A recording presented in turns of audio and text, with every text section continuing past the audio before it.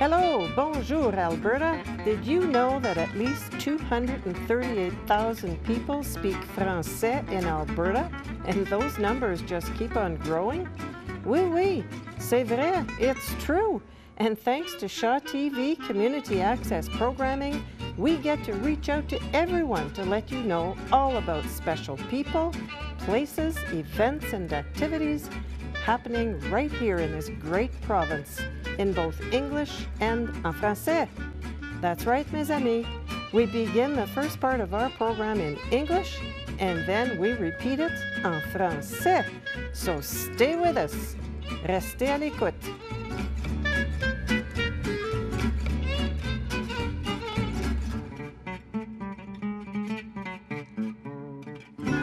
Hello, bonjour, Alberta. Welcome everyone to our show. We are in our 12th season and we are still celebrating the twinning of Calgary and Quebec City. And tonight, oh, by the way, I'm Anne Boiteau and this is Marc Lalonde.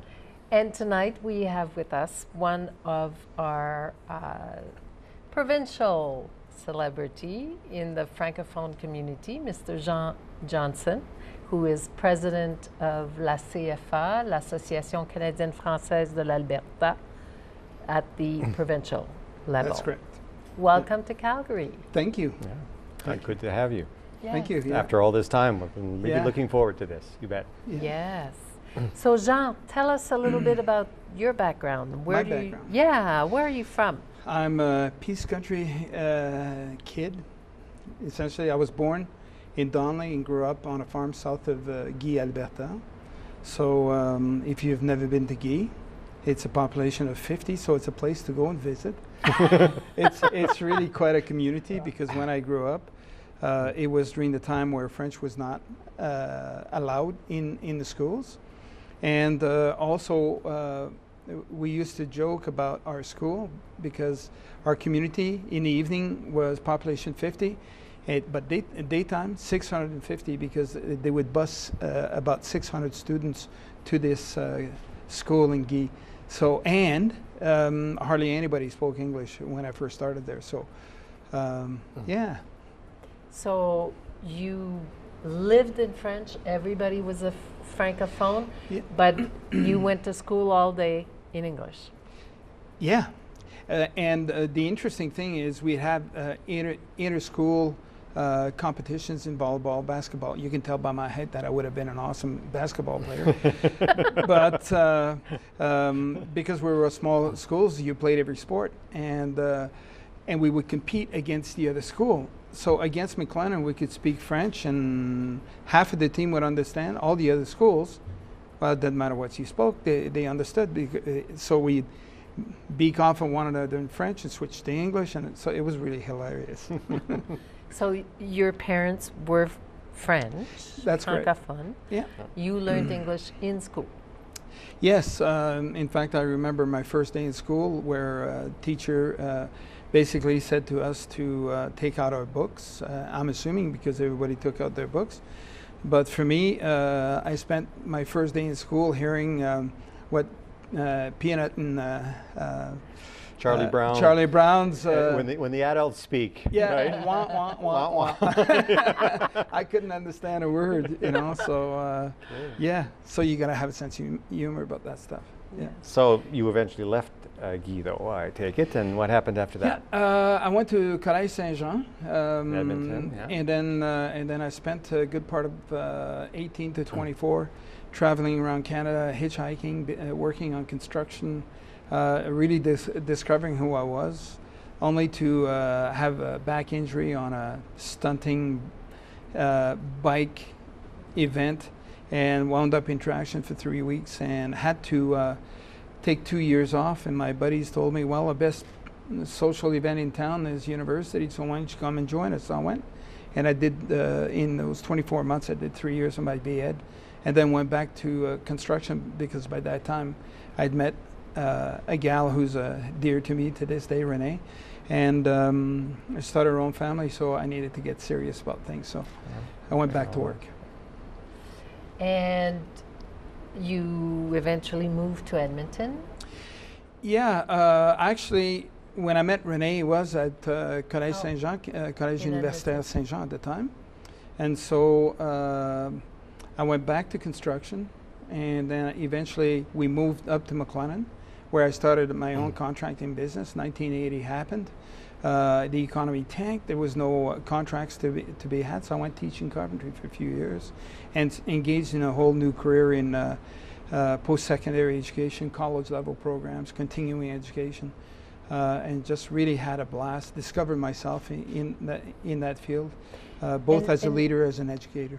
When did you start being involved with the Francophone community? How did that come about? Well, interestingly enough, I've always had a profound passion for my heritage and my roots. And I think my desire to become involved, I did right out of high school, so whenever I was in Edmonton, I was engaged in activities or events in the Francophone community. I did theater for 5 years with Théâtre Française in Edmonton. So I was always really engaged and passionate about the French language.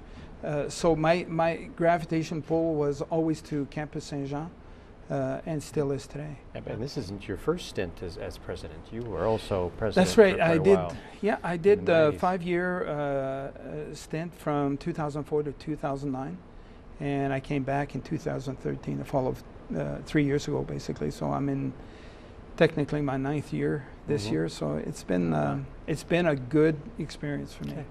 You see the change from the first time you were president to now? Oh, absolutely. I think in the last 10 years, one of the things that we've seen in the community is the impact of a transformation of the French language speaking society in Alberta from one that was pretty much homogeneous Franco-Albertan and white, basically, to one that is totally transformed and represented by virtually every ethnic background from the 50-plus countries of the world who have French as an official language. They've migrated and immigrated to Alberta for economic hopes and wishes and a better future for them and their children. Well, if you don't mind, I think a number of our viewers don't really realize what l'ACFA is, because it isn't just an association that a bunch of people got together and started up. It's quite a bit more than that, isn't it? Well, it started in 1926. It was created in 1926, and the organization was really mandated, built a vision around defending and promoting the French language in Alberta, and investing a lot of their efforts in ensuring that the French language would live through many, many, many years. And in 1964, there was a bill passed in the Alberta legislature formalizing that mandate. So there's the, I think it's Bill 10 of 1964 that mandates the l'ACFA to represent the French language speaking community. So it speaks on behalf of the provincial community. Oh, absolutely. Yeah. It's a legislative mandate. So how's it organized? Obviously, there's a head office in Edmonton, but then there are regional. Yeah, we have a board of directors of 12 people, 4 that represent at large, and 4 territories, two administrators from each area, from the 4 districts. And also we have 13 regional offices.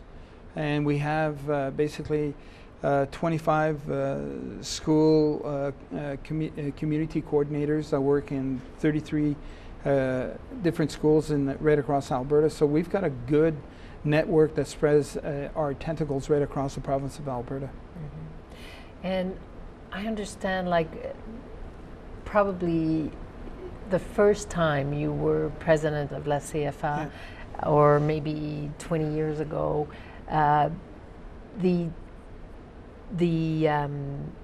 it was a lot more political than now. Now it's become much more service oriented, I think. Well, I think l'ACFA. Yeah, I think right?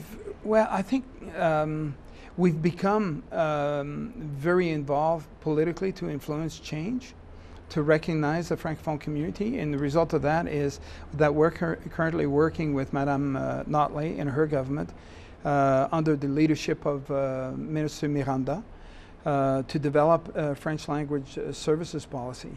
And the idea behind that is to bring Alberta up to par with the other provinces of this country where there is a formal recognition of the French language in Alberta. And also, I think the time is perfect because the Official Languages Commissioner just published a survey that they had done, and Alberta expressed 90% satisfaction and buy-in to the notion of official bilingualism. So the French language is contemporary. It's come a long way. Absolutely. The last, absolutely. Yeah.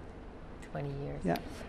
One of the big files that you have right now that you're is Francophone immigration in Alberta. Yeah.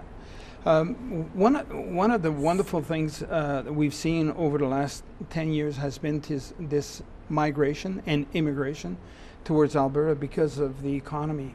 I mean, and even last year, the growth was in double digits because people continue to come because maybe the economy is dipped, but people hope and believe that there will be a bounce back, and I think we all do as Albertans. I think we believe that it's going to come back.